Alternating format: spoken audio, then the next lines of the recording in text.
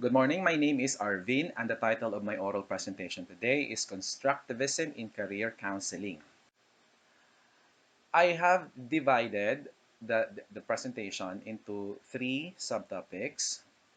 These are discuss the competing worldviews, describe the constructivist ecological counseling, and lastly, analyze the prospects of constructivism to career counseling as an area of research and topic of research. So I'll just be giving you a rundown of the competing views and zero in on the most essential in order to bridge us to the next subtopic.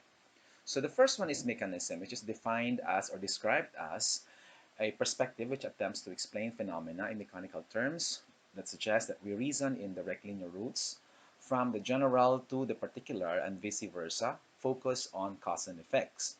We also have the formism, which is a process of forming phenomena into explainable structures.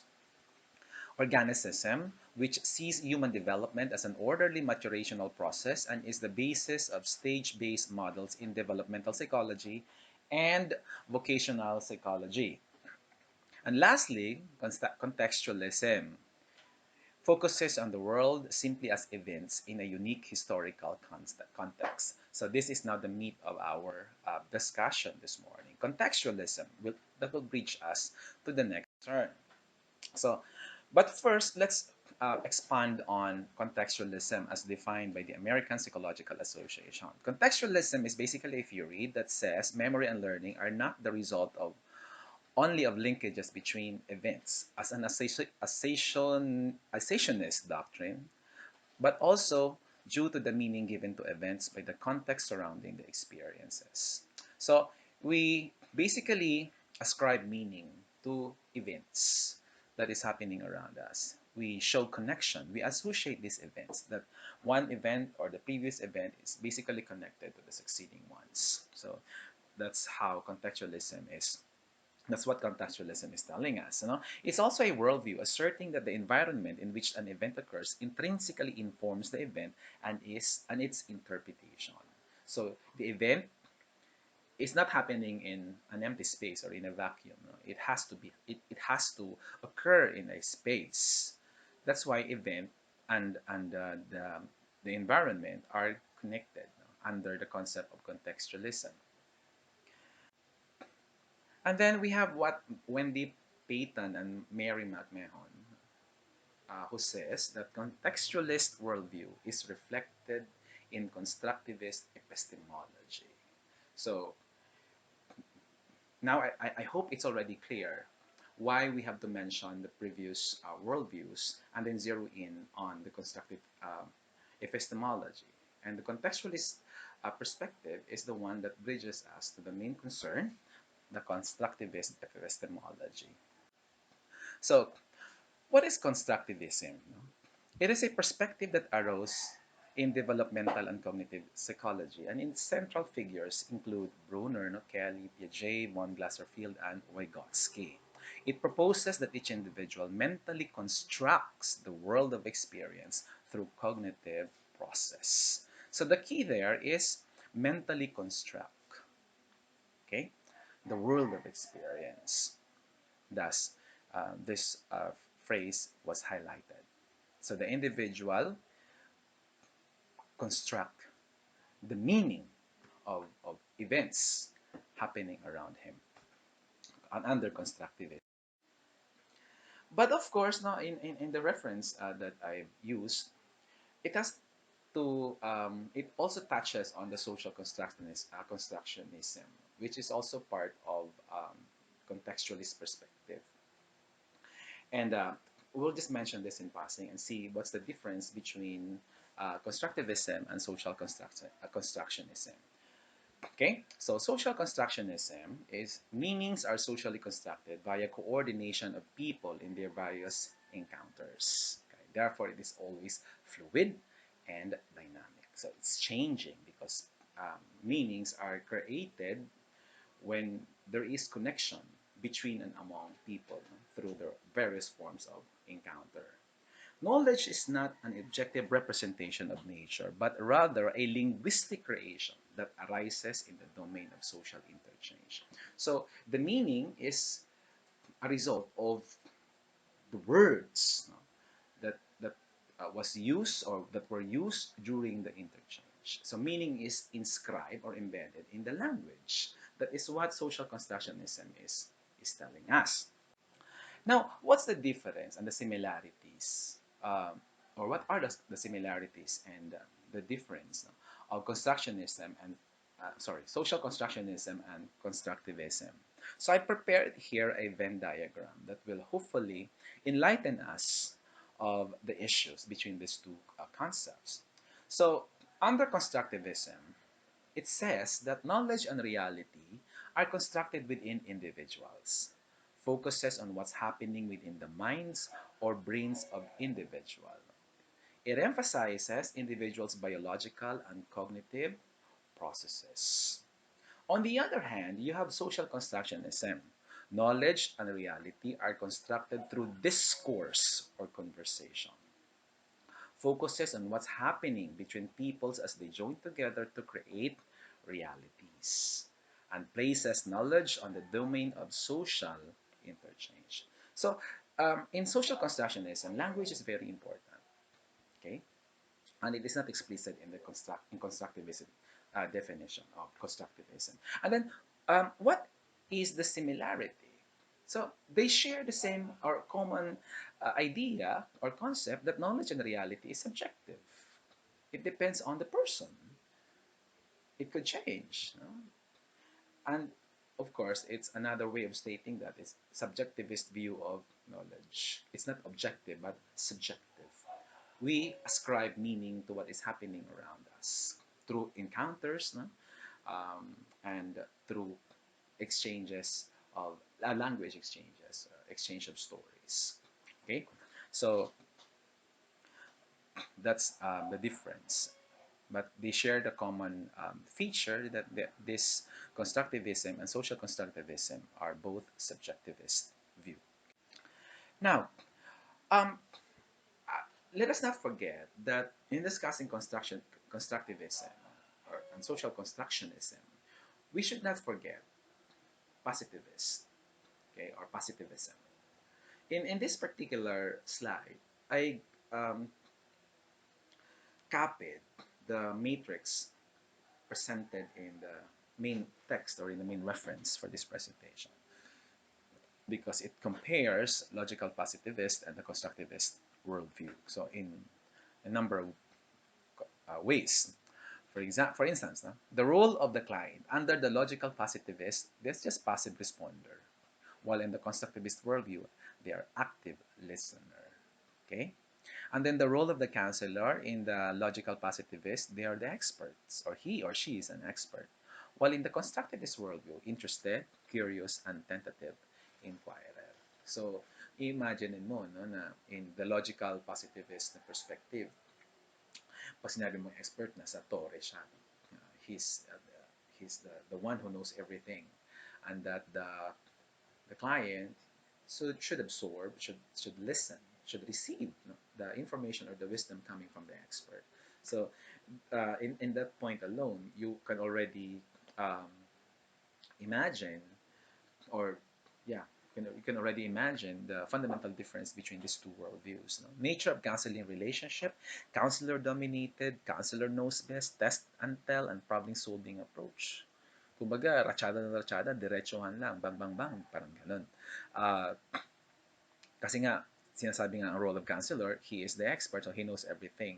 So the reason why he is running a test, a quantitative test, through the standardized instrument is makita niya kung ano ang nangyayari daw. No? So, hindi yan katulad sa constructivist world. It's collaborative. No? There is a collaboration between the client and the counselor. Again, it's interactive and then mutual involvement. So each one has a role and that is geared towards a particular goal. No? Unlike dito sa nature of counseling is of logical positivist that the expert is there to stand and then the the client has to listen and then whatever findings the counselor has based on the test results i-share niya lang yun na yun The client has to take it as gospel truth. But there's a different way of take, no? Or a different perspective under the constructivist worldview in terms of the nature of counseling relationship, no? Or what about the function of career assessment? So again, use as a starting point.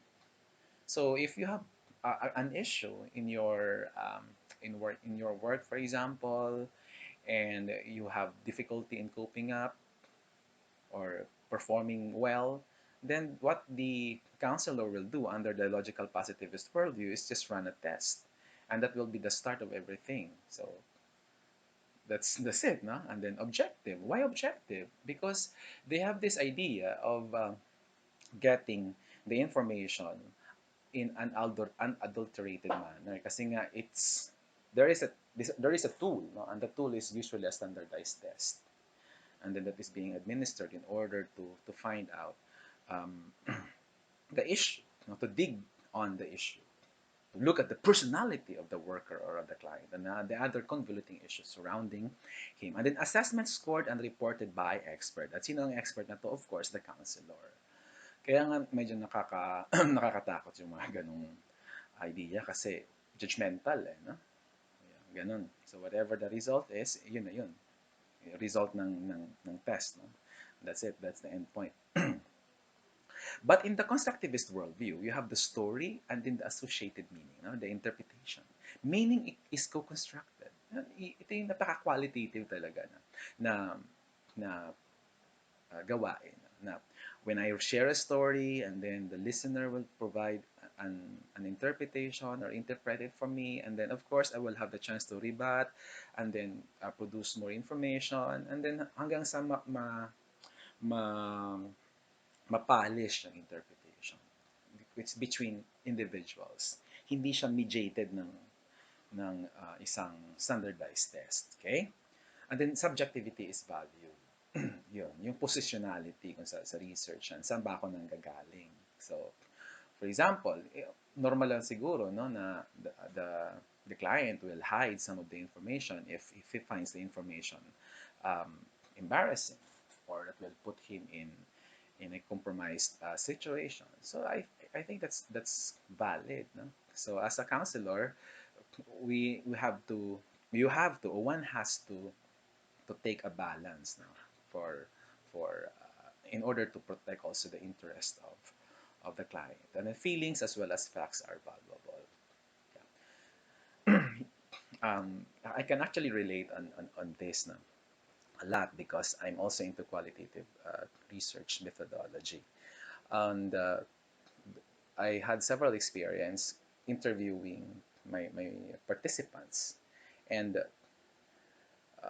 it's hard, no? So it's kind of a difficult situation when you see the participant sobbing, okay, or feeling frustrated about the topic that we're discussing, okay, or about the subject. So we have to take good care of that. We have to take that into consideration. And then, use of career information. Under the logical positivist, emphasis on facts. Ano ba ang situation? What's the real score? Yung ganon. Yun na yun, no? Mababa ang IQ niya, kaya hindi siya makapag-perform sa ganun. Yun na yun. Diba? Hindi siya pwede maging engineer kasi mababa ang kanyang IQ. Yung ganon.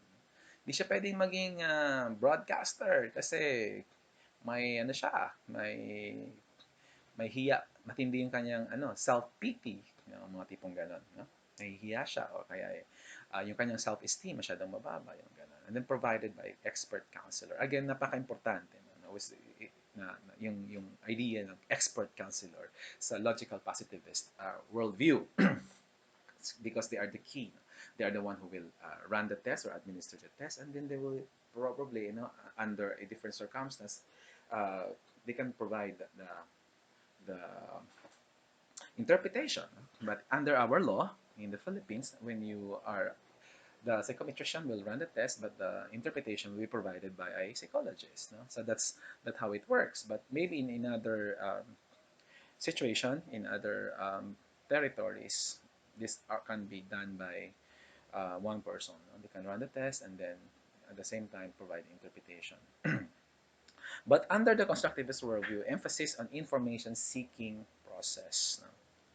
And then clients become information gatherers. Kasi papaalala mo sa kanya kung anong nangyari. Recall, no? Recall, remember the significant events, even the not so significant event, because the what the client considered to be an insignificant event may hold the key in the entire narrative, no? In the grand narrative of what's happening. So basically, um, you are getting information from a participant, no? And that participant is basically the client, and the information will come from him. And as a counselor, you will provide the guidance on how the conversation will go on and will push through. You know? And it's difficult, especially if the client doesn't like to talk, or it's does not have the talent of conversation. No? Yung pa isa-isa ang sagot. No? Medyo mahirap yan in under the constructivist perspective kasi tipid magsalita. Okay? Pero syempre pati yung mga non-verbal cues niya holds an important key, no, in the overall interpretation of the story. And then the nature of change, a sequential linear under the logical positivist. Kasi nga, you run the test and then you give the interpretation and probably give some recommendation to the client. That's how it works. Okay? Kasi the basis is the information you get from the test. That's how they look at it. But under the constructivist worldview, it's recursive. Paulit-ulit siya. No? Emphasis on the process. Kasi kikipag-usap ka. And then, pag hindi na siya komportable, you can reschedule in another day. Okay? Kung saan pwede siyang magsalita ulit. Discontinuous. Yun nga. Pwede mo siyang putol-putulin. Tapos, balik na naman. Okay? Medyo matrabaho, of course. No?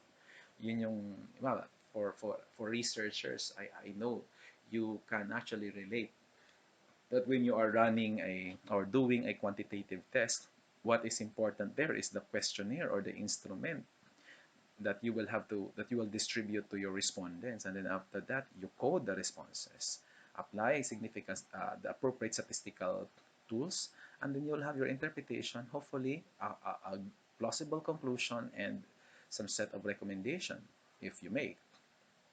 But for the constructivist worldview, hindi gano'n, no? Sa qualitative research methodology, paulit-ulit, no? Hanggat hindi pa nasa-saturate, kasi the basis for stopping, no, in interviewing or in the information gathering process is once the issue has been saturated. Kumbaga, after 8 or 9, 10th interviewee, paulit-ulit na yung mga themes na nakukuha mo, then possibly the issue has been saturated, and then that's the hint that you need to stop looking for participants in your study. And then the nature of knowledge and learning. So for under the logical positivist, knowledge is imparted by experts. Again, the expert here is the key to understand the situation, to understand the issue suffered by the client. But under the constructivist worldview, knowledge is created within individuals. So, nagkakaroon ka ng interpretation, no? Using your cognitive abilities. You interpret what is happening through a conversation with another person. God.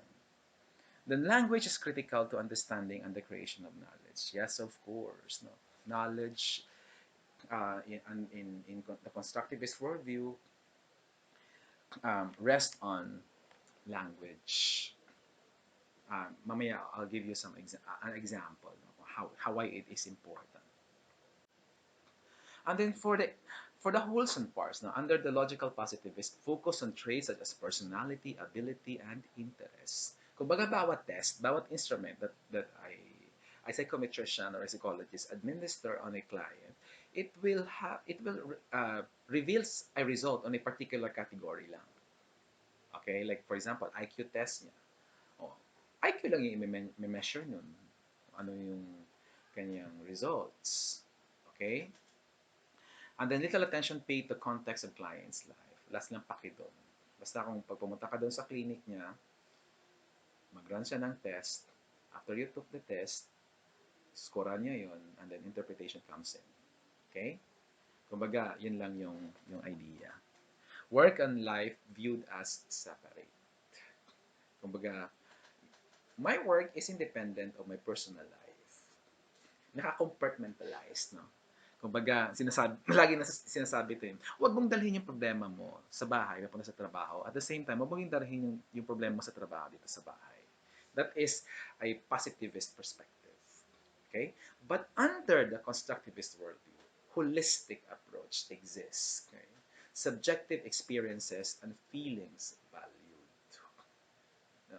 Just the other day, I had a conversation with a colleague, and he mentioned about um, productivity.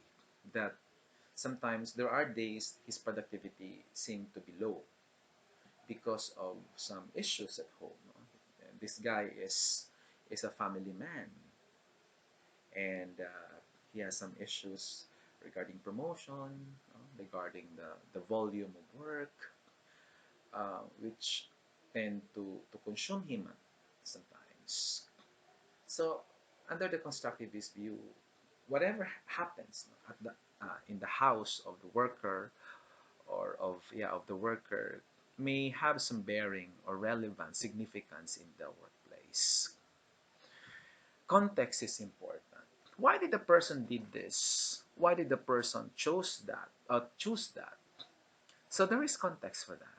Why did he act that way? Okay? Why was he mad at me? Why was he so envious of me? Okay, so I was watching this TikTok video several days ago, and he's a nurse, no, and he's actually an influencer. Maybe I can consider it as an influencer because he has a lot of followers, likers, and commenters in his TikTok account. According to him, one of the not so good mindset of a Filipino is that when you are a lowly worker and you post pictures of your vacation in local tourist spots in the Philippines like Boracay, Tagaytay, or Siargao, your bosses or your superiors in the workplace won't look at you as a threat. In fact, they will encourage you to to go on with traveling. But once you have already traveled abroad, then that's the beginning of how do you say this, of of a different way of looking at you. You're now being viewed as a threat to the status quo, and that's how things in terms of relating with you and with them would change. So I think it's perfect, no? And it's very telling and descriptive of the Filipino mindset. Um, yung mga utak talangka, no? na sinasabi. But in the constructivist worldview, that kind of perspective is very important. Okay, very important because that provides context. Did the boss did? Why did this boss um, did something like this, no, to a particular subordinate? Why did the supervisor um, disallow traveling to a conference for this particular worker? Okay, or why did he um, cancel the permit to study of one teacher? Okay, because probably he's viewing the teacher as a threat, no? Other than, of course, the reason that um, the work or the productivity of the office will be affected if the person is sent for schooling, because there will be less people, less time, less resources to work on the various concerns of the schools. But on top of that, or aside from that, we also have to dig deeper. Why? Okay? So, probably there's utak talangka or the perception of threat, okay? Insecurity on the part of the boss. Yeah. Work and life viewed as a whole. So, kasama talaga siya. No? Your work is part of your life. No? In my workplace, I always say that we need to take good care of ourselves because our bodies and our minds are our capital, in order to perform the task expected of us. Okay? And we need this job because this is our livelihood. This is our source of money to provide food, shelter, clothing to our family. And for ourselves. No? It provides us security for our future. So I think it should be balanced. It should be holistic. Okay. And then the counseling process, again, it's counselor dominated, it's sequential, may steps. Step 1 to step 10. At, you should not skip, okay? Or else that will invalidate the entire thing. Um, Parang yung sa research, when you say quantitative, di ba? First is you need to design your instrument based on the available literature, okay? And then ipapilot test mo siya, and then I'm sorry, i-validate pa muna siya sa mga experts, and then pwede mo siya, and then ipapilot test mo siya. And then, pagkatapos nun, pwede mo na siyang gamitin for actual data gathering. And then, from data gathering, siya may retrieval ka na, may coding ka na, may mga statistical test kang i-apply, no? Depende doon sa variables na meron ka. And then, um, ang mangyayari doon, meron ka ng interpretasyon. So, hindi ka pwede mag-skip ng process doon kasi the entire thing will be rendered invalid. But in the qualitative research, pag na-interview mo na yung isang tao, nakausap mo na as one of your participants, hindi ibig sabihin nun that's the end of it. No? Kasi pwede mo pa siyang balikan in order to clarify some issues he mentioned in the previous interview. So, yung baga pa ulit-ulit siya. So, isa-isahin ko lang, no, under the constructivist worldview for the counseling process, the counselor enters a client's life space through dialogue. So, yun. That's why language is important. No? Expectation of client-driven change. Okay. So, importante yung perspective ng kliyente. After all, he's the one paying. Okay, ano bang gusto niya mangyari? So, doon umiikot yung entire conversation, entire dialogue. Okay? There is also this continuum, no, na actually help us see the difference between the two worldviews, no, the logical positivist and the constructivist worldview. But basically, this is a reiteration of the one presented in the matrix. Okay? So yun, nature of change, no? Nature of knowledge and learning, wholes and parts, counseling process, and then that's it. Okay? Now, what constructivist concepts can be applied to counseling? I took this from Preview. It's no longer part of the main text. Number one, there is no single God's eye of reality. Okay? Rather, there are multiple realities. For example, in a constructivist counseling, career counseling, you have there the counselor and the client. So both person or both individuals will have realities of a particular issue being discussed. The client will have his interpretation, and the counselor will also have his own. Okay? So and then that's everything will be resolved through a dialogue. Although there is no right way to think, feel, or so, some ways are better than others. So ito yung kaibahan ng career counseling sa pure chismis. Kasi nga, the counselor has some training in how to not necessarily manipulate, but to guide the discussion in order to make it meaningful. No? Yung chismis kasi, wala, maraming motivation or issues yung participants sa isang chismis. So, minsan, dumadami yung napag-uusapan. Kasi isa sa mga rason kung bakit nakipag-chismis yung iba is just to kill the time. So, kung wala pa yung oras na kailangan umalis, mag-uusap sila. But in the case of career counseling or counseling for that matter, there is a specific purpose why they have to talk. Okay? So, in that alone, malinaw, no? Na mayroon talaga dapat na direction. So, one challenge for constructivists is to devise ways of ascertaining better and worse ways of thinking, acting, and being, usually by considering more vigorously the consequences of our thinking and acting, examining the assumptions and beliefs underlying all alternatives, and taking individual choice more seriously. But the key concepts in number one is there is no single reality under the constructivist concept. There are multiple realities. How do you say this? The important thing there is just to uncover which way is better than the others.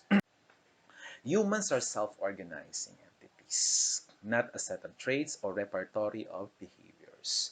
Each person is a story or set of stories, an evolving biographical narrative under continuous revision. Yun yung mga sa Twitter sometimes. Now, I'm reading some comments na, oh, this person or that person has underwent a very good character development because several months ago he was this, and then at this time, when you read his post or his tweets, it seemed that he's a completely changed person because he underwent character development. So you see that as an evolving story of a person. Um, I can also use myself as an example. No? When I started working um, 17, 18 years ago in Manila, um, I can no longer see the similarities in my ways of thinking 17 years ago to now. Okay,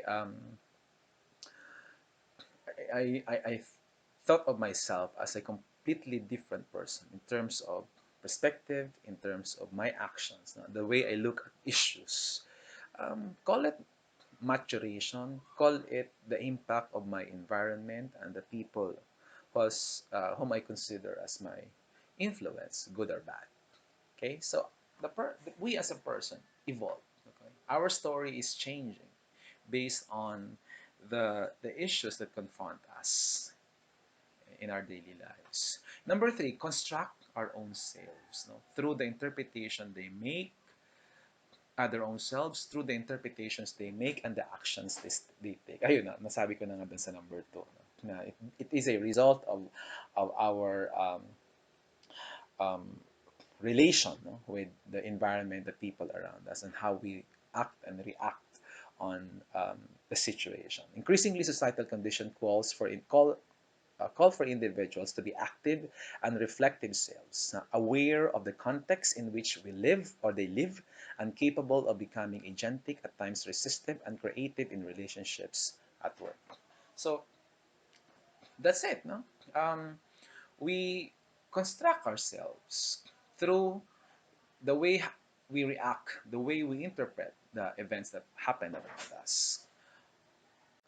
Number four, a self is polyphonic or has several voices. No? Iba-iba ang pag-react natin. No? At ang voices na to is categorized into four, no? Health and well-being, intimacy, work life, and learning, and spirituality. Kakatuwa lang to, no? Kasi when it comes to health and well-being, we will have a different take as well as intimacy pagdating dun sa mga relationships natin, no? With other person whom we have maybe an intimate relationship or a romantic relationship, and then work life and learning, and then pagdating doon sa spirituality, no, or sa the way we express our spirituality. Minsan there are people na hindi nagja-jive, no, ang kanilang concepts of health and well-being at doon sa spirituality nila, no. Tsaka yung intimacy din, no. Sabi nga nila tali-talino, pero pagdating sa pag-ibig, medyo mahina ang kokote, yung mga tipong ganun. So, but these are voices, no, under the constructivist perspective. Kumbaga, iba-iba siya sa liwa, okay? Goes to different direction. Now, people are meaning makers and word munchers. So, that alone would say a lot. No? We create meanings in the situation that we are into. We use words to express this. But for those who doesn't have the ability to express words, then probably they can have their signs. No? In the case of um, um, those with language issues. And then now let's move to the constructivist psychological counseling. Oh, let me just repeat that. I hope it was caught in the recording. The constructivist psychological. So let's move to the bullets. No, under the constructivist psychological counseling, it encourages the counselor in problem solving and helps clients overcome his own obstacles in life. So consistent pa rin because counseling is a helping profession. Okay? Okay, the counselor exists in order to help the client solve his problem or cope with the problem or adjust with the problem and embrace a different set of thoughts regarding the experience. The counselor is not the sole authority but is ready to share his responsibility. Hindi siya expert, no? As previously mentioned in that matrix. But he also has to tell the client that I am here to guide you, but you have to share the burden too. Diba? Hindi pwedeng simply because you met a counselor, solve na yung problema mo. No? I'm just here to provide you insights, no, of your situation. But the healing rests on you. Yung tipong ganung mga banat. No? Kaya nga, shared responsibility to. Hindi lang sa counselor. Okay? Kahit din sa mga biomedical issues, no? There is this anecdote na a person who was overweight and suffering from cardiovascular diseases came to a party, and then she saw lechon on the table.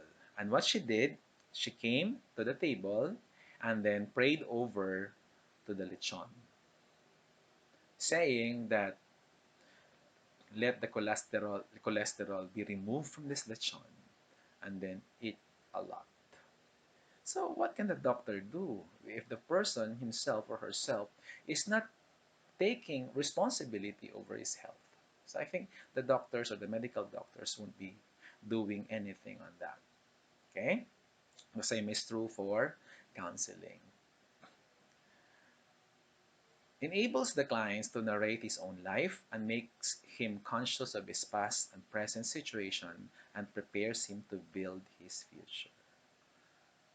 So there is this approach which I will be sharing in a little while that is perfectly fit, no, in this particular narrate his own life, share your story. I'm here to listen.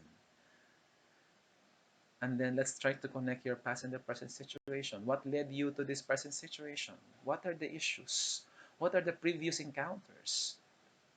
And out of that is to give the person an insight on how he's going to deal with the problem in order to move forward. Okay, or to move on. Now, client is an active participant who acquires consciousness of his past rules and beliefs, no, during the process of counseling. So, hindi siya passive na nakikinig lang. No? Unlike in the logical positivist worldview na ang maraming dada o kuda ay yung counselor. Probably he's discussing the results of his test. And then the client is there listening.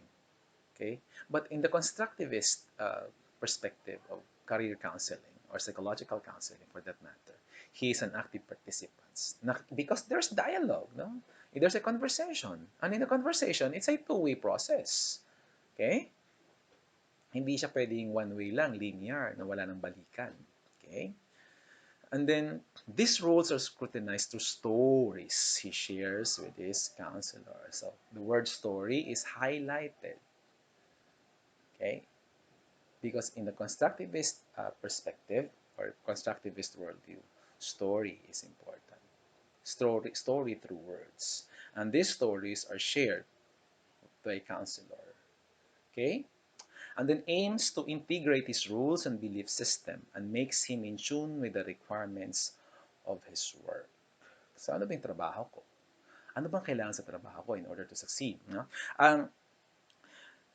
Since last week until Monday of next week, I ran an asynchronous teacher training with my colleagues now. The topic that I've discussed there is teaching in the fifth industrial revolution. So I raised some alarm bells now. How the fifth industrial revolution affect our profession. If we believe that our profession is providing us the identity and the status that we need in order to be happy, in order to be secure and stable, then I guess we have to protect our job. But our job doesn't exist in a vacuum. There are a lot of issues trying to put it down. And in the training, I highlighted these issues and the possible ways or strategies in order to avoid an adverse scenario of, say, losing our jobs or getting retrenched. So how do we prepare ourselves? How do we arm ourselves with the right tools, with the right competencies in order to thrive, survive in the kind of environment under the fifth industrial revolution? So I was hoping that my colleagues, especially the younger ones, will be able to internalize the requirements of the fifth industrial society, and along with preservation of our jobs. Now, why did I highlight the story? Because one of the approach, no, under the narrative approach is the storied approach. You'll see there the diagram or the graphic representation of the storied approach. And there are three phases. Now, the co-construction, where the counselor and the client reveal the stories from the past and present. The deconstruction phase, which is unpacking the stories and seeking differing perspectives. And construction reauthoring, which involves the construction of new stories, a process throughout which the counselor supports and poses questions to draw the story into a broader elements of the client's life. See, ang haba ng process, no? Titingnan mo yan, lahat yan, yung the three phases uses conversation, uses dialogue. So, medyo mahaba-haba ang proseso. So, co-construction, deconstruction, construction. Okay, pakikinggan mo, wawasakin mo, and then bubuuin mo ulit. Okay? So, the quote on top of the graphics says, from finding a job to living a life. Okay? Napaka-powerful na lines. I think for new graduates, they are there to find a job. Pero pag natagal-tagal ka na, you want to integrate your job to your life. Okay? Hindi ka na lang nagtatrabaho. Hindi ka na lang nabubuhay para magtrabaho. Okay? Kailangan meron siyang balance. Holistic dapat ang approach. So, I really love this quote. No? From finding a job to living a life. Hindi siya pwedeng compartmentalized na trabaho and bahay, excuse me, separate. And then dito sa diagram na to, you'll see there the story. And there are a lot of elements. No? First is, you have the characters. In your story, there are characters. There is a plot. So for example, balikan natin yung character. So siyempre yung boss, or yung may-ari ng kumpanya, or yung manager, and then you, no, as a subordinate. And there are a lot of subordinates in the office. Maaaring magkaka-level kayo ng posisyon na mas mababa sa'yo, mas mataas sa'yo. And then in your home, no, you have a lot of issues there. You have a lot of people there. And these are part of your story. Okay? And then the plot. O, ano bang eksena? No? Maaaring maraming inggit, no? Inggit, pikit. Yun ang sinasabi ngayon. Tapos sa bahay niyo naman, you're the breadwinner. Lahat na lang asa sa'yo. Pati yung mga gastusin ng ibang mga tao sa bahay, sa'yo nakaasa. Yung ganun, mga ganun. Kasama na rin yun sa problema mo. No? Ano ba po yung problema mo? Nahihirapan ka nang i-analyze yung sitwasyon. Nahihirapan ka nang mag-focus kung ano yung gusto mong mangyari sa career mo kasi parang paulit-ulit na lang. No? Every payday, walang natitira kasi nga si Judith nandiyan dyan. Okay. Puro bills. And then, yung setting, saan ba nagaganap? Is of course, sa opisina, sa school, or sa bahay. And then the resolution. So, everything comes together and we're able to weave a beautiful narrative. You know? That will provide you the insight, ultimately, in how you go with the issues that confront you. Of course, it's easier said than done. But in graphic form, that's how it is presented by Broad, okay, in 2011. Now, in deconstruction, discovering the story. Kasi magkikwento yung client dun sa counselor, kikinig, ganyan. And then, paunti-unti, no? Makikita na ng client tsaka ng counselor, ano ba yung mga themes, no? In qualitative research, napaka-importante ng mga themes, no? Pero syempre, in qualitative research, you start with the code, no? Iko-code mo yung mga statements or yung mga words, yung mga cues na makikita mo dun sa transcript. And then, kakaroon ka ng category, and then from the category, you'll have your theme. So, ganun din sa counseling under the storied approach, no? Magkikwento, and then ultimately, the themes will be uncovered. Ano ba ang mga significant issues dito that will actually put together the seemingly disoriented facts? No? So, siguro ang issue is maladjusted yung worker or yung client, or may problema talaga siya sa coping, no? Wala siyang mga alam na process para intindihin, no, ang mga nangyayari sa kanya, yung mga tipong ganun. And then second, the construction is opening up space, so looking for exception, inviting others' perspective, understanding motivation and needs, revising schemas as ways of knowing. So ganun pa rin, no, pag-uusapan nyo kung anong nangyayari. Siguro magbibigay mo ng insight, and then bahala na yung client kung tatanggapin niya. Magbibigay din yung client ng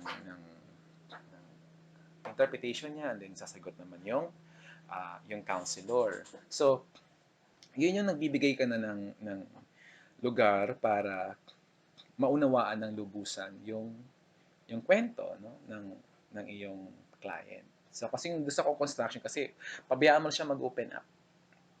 Okay, pabayaan mo siya mag-open up, magkwento hanggang sa ma-establish mo kung ano yung mga issues. The deconstruction naman is nagkakaroon ka na ng pag-unawa o interpretasyon doon sa nangyayaring kwento. And then sa construction, authoring preferred ways of being, decisions to be made. Ano ba ang mga, based doon sa interpretasyon natin ng coping, maladjustments, mga ganon-ganon, no? Anong dapat gawin? Siguro turuan siya ng skills, no? Kung kunwari, marami ka nakikitang stressor doon sa canteen tuwing nagla-lunch ka, di magbaon ka na lang, doon ka na kumain sa pantry ng office or anywhere na hindi mo makikita yung mga stressors na yan. Okay? O kung doon naman sa bahay ang problema mo, na you seem to spend for everyone, you seem to shoulder all the expenses, then talk to the members of the household. Or the good thing there is to leave the house and live on your own. Pero again, depende yan sa context. Depende yan sa sitwasyon. Okay? Now, in addition to the interview process, Broad endorsed the use of qualitative and quantitative assessment procedures, but emphasized that their use was for the construction of meaning rather than vocational diagnosis. No? Parang yung recent trend ngayon sa research is yung mixed methodology, no? A combination of qualitative and quantitative. No? But in the storied approach by Broad, sinasabi niya na kung ano man ang impormasyon na makukuha mo doon sa quantitative approaches mo, yun sa mga standardized test na in-administer mo doon sa client, as well as yung themes na na-establish mo sa conversation or sa dialogue, no, doon sa qualitative phase,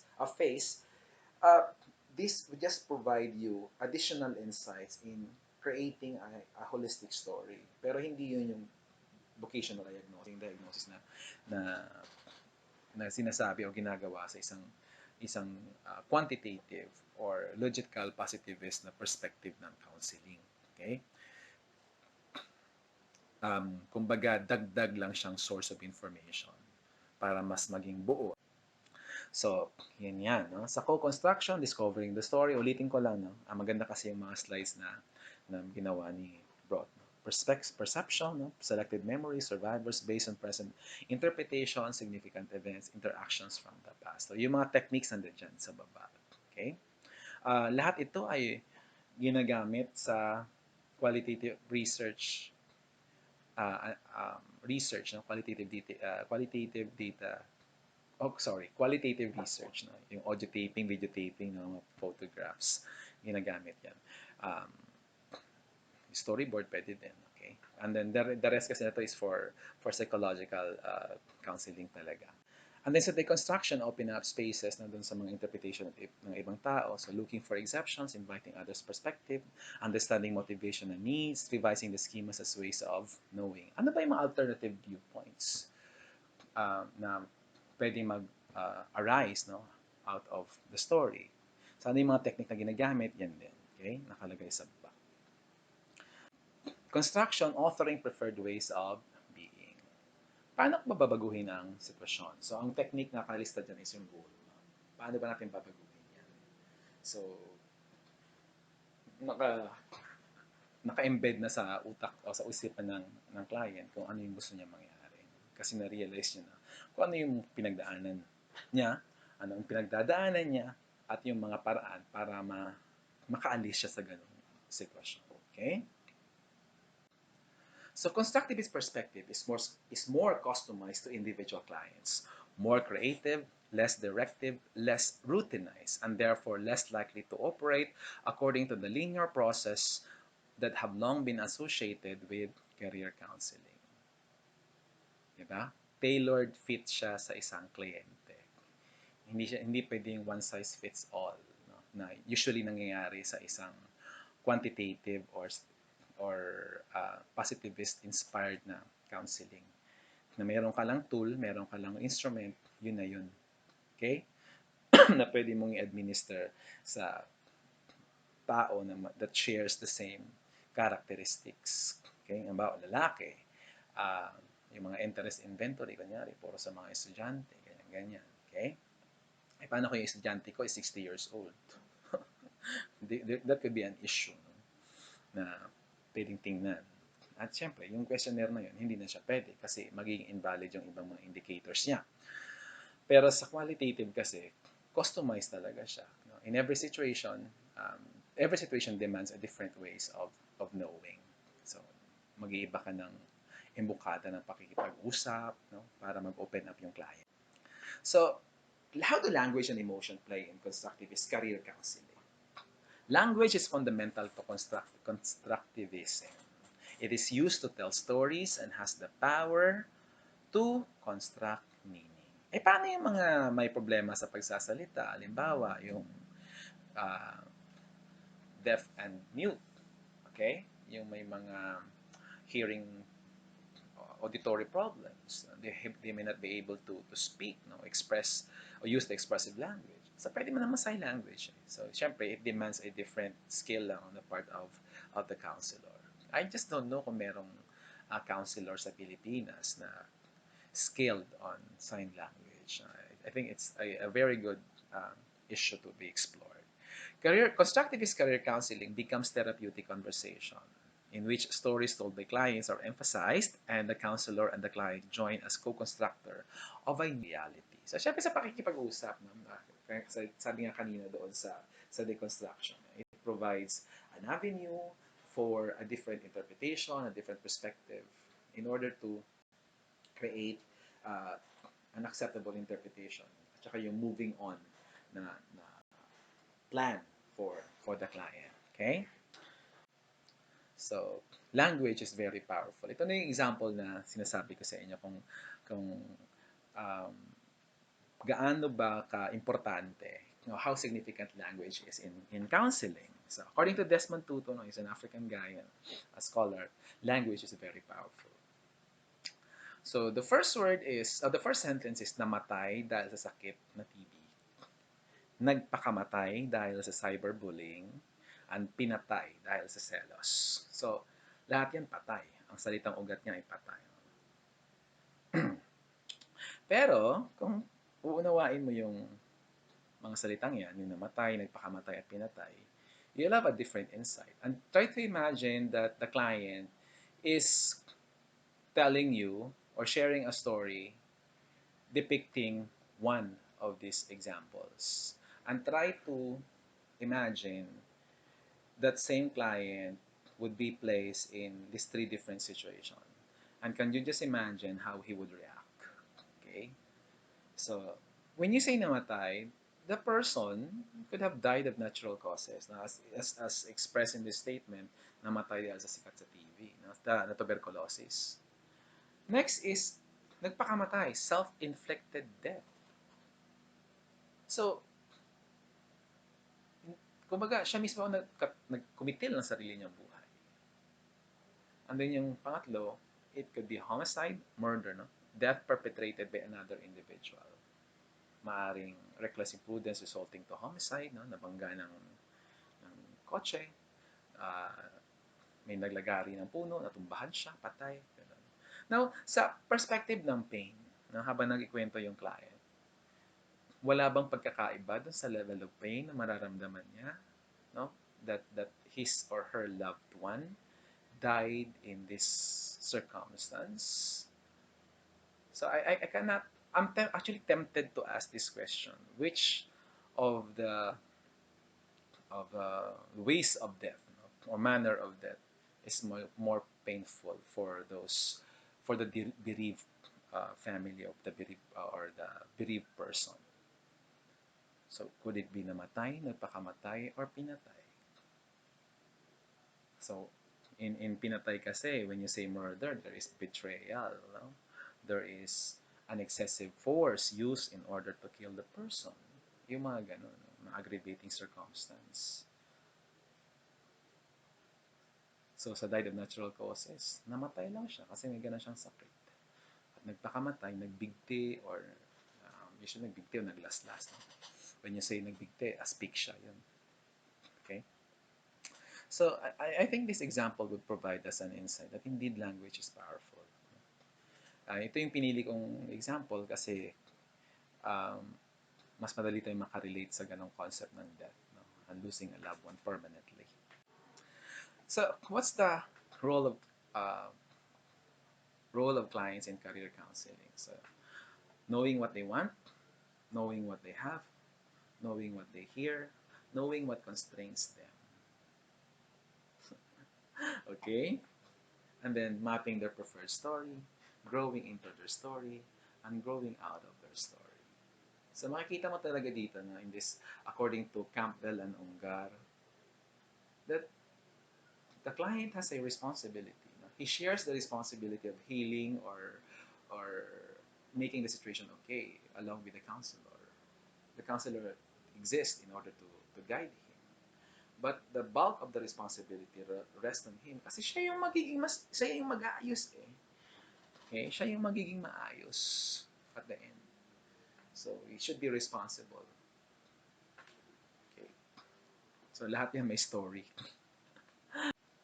And then, what is the role of assessment of constructivism in career counseling? Gusto ko yung concept ni PV, no? Psychometric self and towards storage self or versus storage self. So in psychometric self, it's really quantitative, no? Because we use the quantitative instrument. At objective yun. Okay? And positive influence. And the result is scores. At based on the score, you'll have interpretation. Okay? But in the case of storage self, you have a qualitative career assessment. Subjective yun kasi you achieve it by doing, by having dialogue, by having conversation. Okay? And then constructivist influence. What you produce are stories, okay, of the client. So assessment may assist clients to elaborate patterns of meaning, even though assessment data is gathered, it should not be presented objectively as a statement of facts by career counselors and should not be uncritically accepted by clients. Its meaning has to be interpreted through dialogue between client and counselor, sabi ni McMahon. So, yun ang problema doon, no? Kasi sa Pilipinas, ang sinabi ni ma'am eh, sinabi ng psychologist ganito eh. So, kahit hindi ka na nag-agree, tinanggap mo na lang siya as gospel truth kasi sinabi ng expert. Positivist yon. Wala nang rebuttal, wala nang clarification. No? Kaya, yun yung medyo mahirap. No?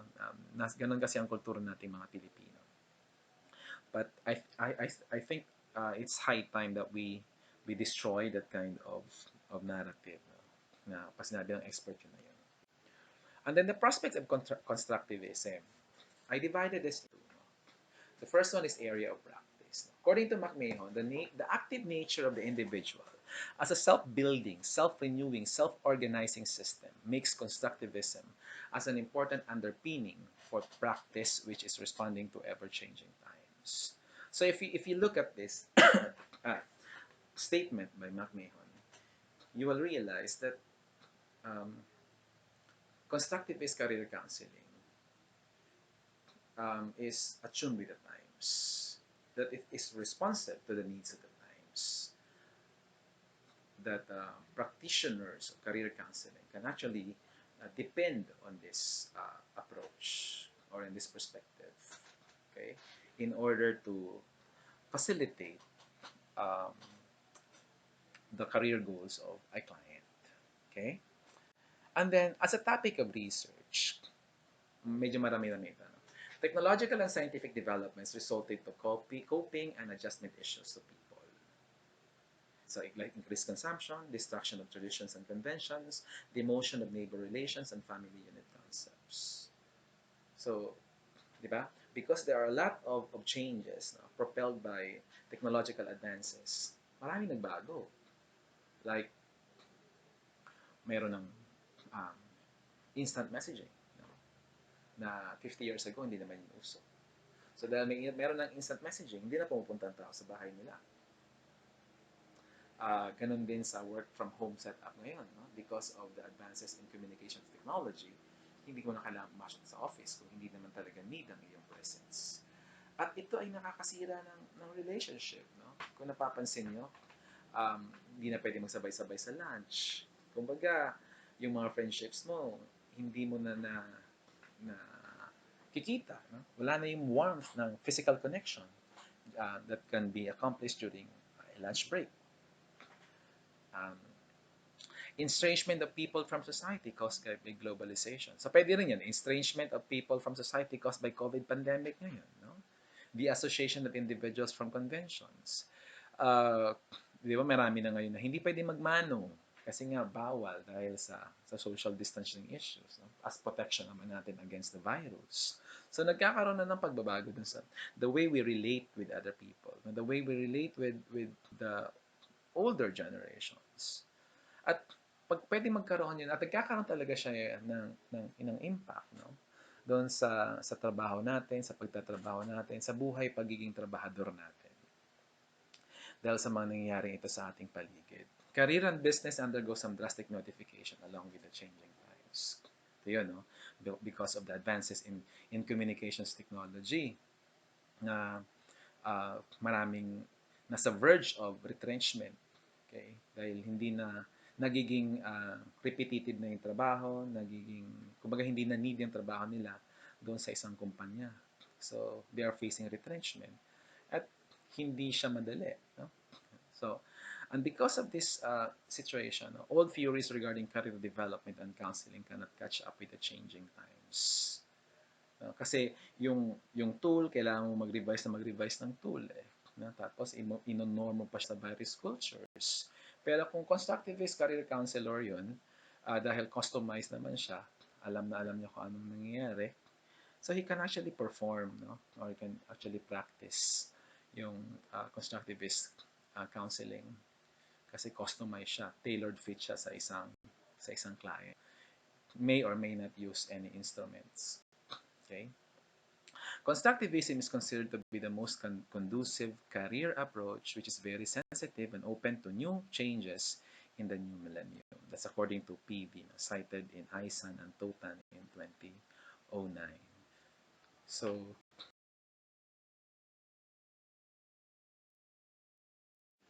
sa dami na pinagsasabi natin about this topic. So, what's my take? No? Simple lang, no? Constructivist career counseling will remain a trend throughout the foreseeable future. So, that's my take in this particular topic. Thank you very much. These are my references in making this presentation. So, once again, my name is Arvin, and I'm very thankful for lending me your attention in my presentation. Good morning.